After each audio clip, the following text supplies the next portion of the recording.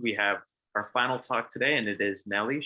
Nelly Offord will be giving a talk on data relay communication and navigation services, comm services from 2024 with Lunar Pathfinder, paving the way for a future Lunar Comms and Nav constellation. Nelly, take it away when you're ready. Thank you very much. Absolutely sure that it would be very long and difficult to to pronounce. Right. So talking about a different kind of service here, we've just heard about transport services to the moon. Here we're talking about communication and navigation services. So very quickly, the content of this presentation will give you an overview of what the lunar services are, the implementation roadmap, and then the two-step approach that we've been following. Step one, which is Lunar Pathfinder, which is a single data relay communication satellite that will be available from 2024 onwards. And then I will talk about another kind of moonlight. We had a moonlight talk already, but this one is the SLS Moonlight Initiative, which is about communication and navigation services. So what are we talking about? Here we're talking about communication and services and navigation services via data relay satellite. It is targeted to service any asset located anywhere on the lunar surface or in lunar orbit. It will be designed to be interoperable and fully compatible and flexible for use of both institutional and commercial missions. What is it for? Well, it's for exploration and science missions, of course, but it is mainly to give autonomy and solve the line of sight limitation. So obviously you all know that if you are on the far side of the moon, but also if you are on polar location and you wander behind an obstacle and you lose direct line of sight of either the Earth if you're in direct to Earth communication, or your lander, if you are counting on your lander to transmit your communication, you're getting into difficulties. Well, the idea here is to have a proximity infrastructure in orbit around the moon that's going to be able to pick up the signal from the lunar mission and relay it back to Earth. In terms of, so it gives autonomy to lunar mission, increases their lifetime as well. So if you're thinking of those missions that are dependent on the lander to relay their data, then they are limited to the lifetime of the lander rather than their own. It also reduces costs and risk, because obviously it is much cheaper to be communicating with a data proximity relay network than communicating back to Earth. For the navigation, it is pretty much the same idea, where the infrastructure will be able to provide a navigation signal to the lunar assets, and it will considerably reduce the cost and sorry, I'm losing my word, of the navigation receiver that needs to be embarked on the payload to be able to generate the navigation signal in the location. Going to go very quickly on that one is just to explain that my company SSTL, ESA, and our partner Gunhili have been working extensively for over 6 years now with ESA to work on the feasibility of those two generation of data relay spacecraft. Then we have the step one, which I'll get to in a minute, which is the Lunar Pathfinder spacecraft. And then the step two, which is the Moonlight infrastructure. But I'm going back in details for that. Right, so step one is the Lunar Crossfinder spacecraft. So a few details on the spacecraft yet. It is a medium size for us spacecraft, about 330 kilogram approximate wet mass. It will be capable of 8 years in orbit operational lifetime, and the start of operational services is planned in 2024. It is capable of servicing 2 lunar assets simultaneously, one in UHF and the other on S-band for the Moonlink. So the link between the lunar asset and Lunar Pathfinder will be X-band for the Earthlink. And you have here the maximum return data rate, which is up to 5 megabit per second in X band and up to 2 megabit per second in S band, depending on the location and the user performance ability, of course. It is built by SSTL in frame of a commercial partnership with ESA. So it's a co-development, and ESA is also the anchor customer for the service. It is to be delivered to final lunar orbit by NASA via CLIPS provider. I feel like we have already said that a lot today.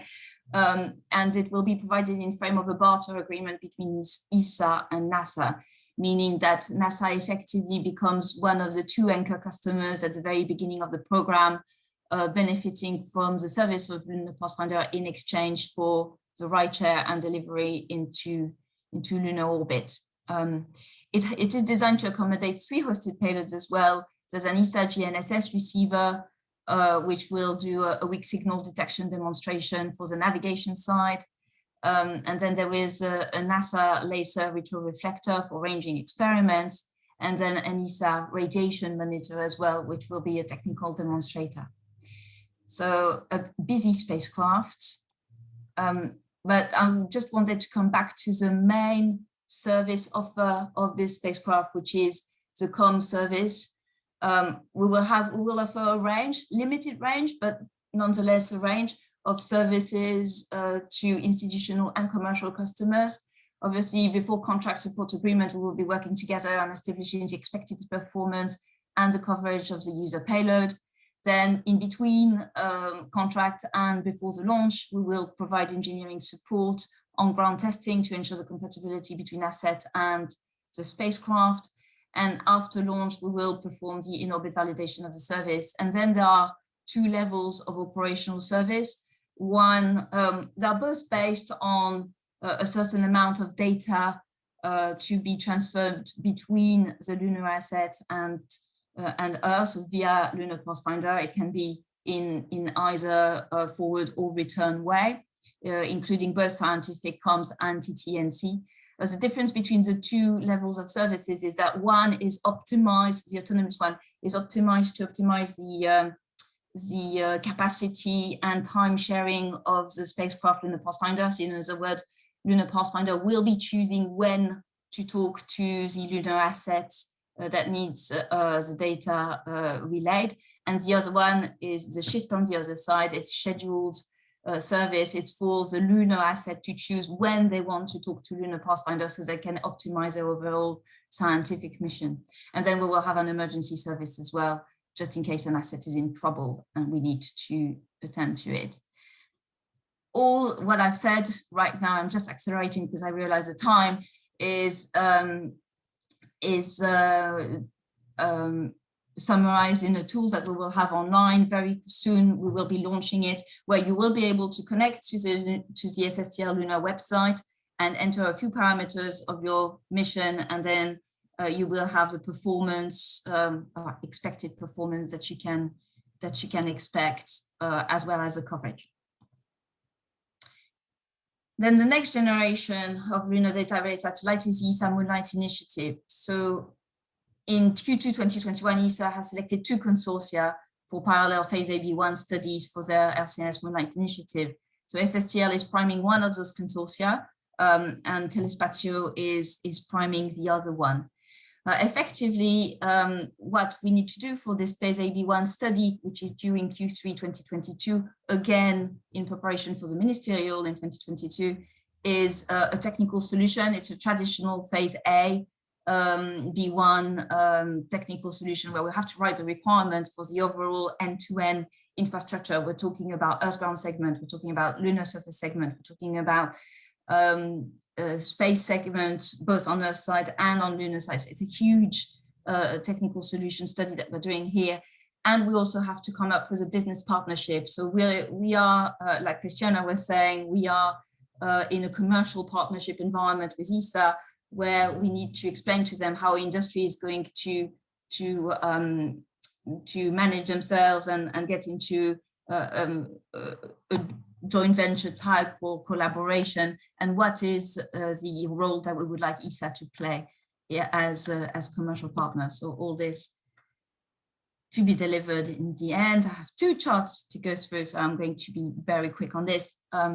This is our consortium led by SSTL for this phase AB1 study. As you can see, the names are very strong here. It's a very strong and experienced consortium, including Airbus, GMV, JMVL, NESFEL, KSAT and Green Hilly on the ground segment side, SES on the service provision, as well as Airbus Connected Intelligence, and obviously us.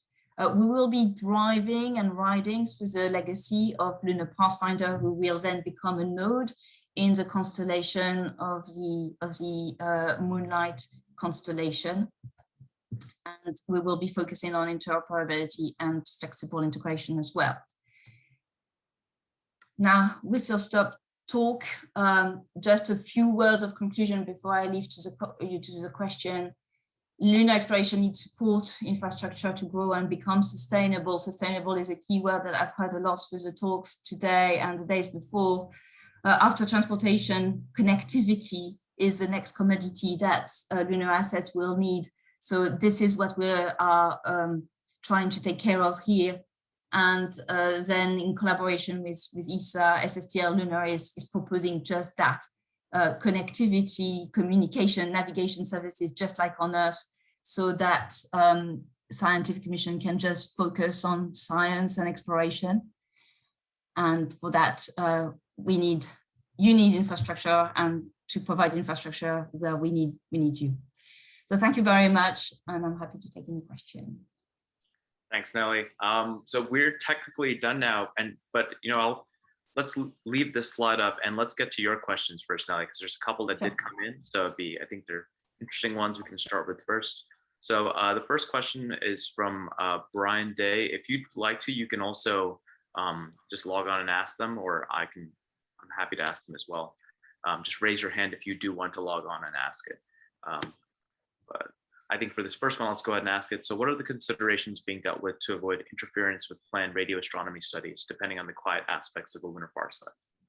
Yeah, that's a very good question. And that's an aspect of the study in its own right. So we are working very closely with ESA and NASA to make sure that we are avoiding any interference with planned radio astronomy studies. We as early as Lunar Pathfinder, we already have the capability, if need be, to switch off the UHF signal when we are going over a radio astronomy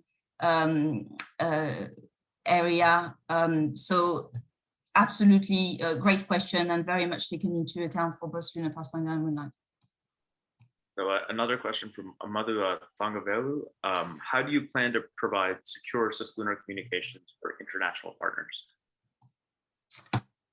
Right, so the aspect of security is one that is that has been very, very interesting as well for us. So the answer is a two-step, one for Lunar Pathfinder and one for Moonlight.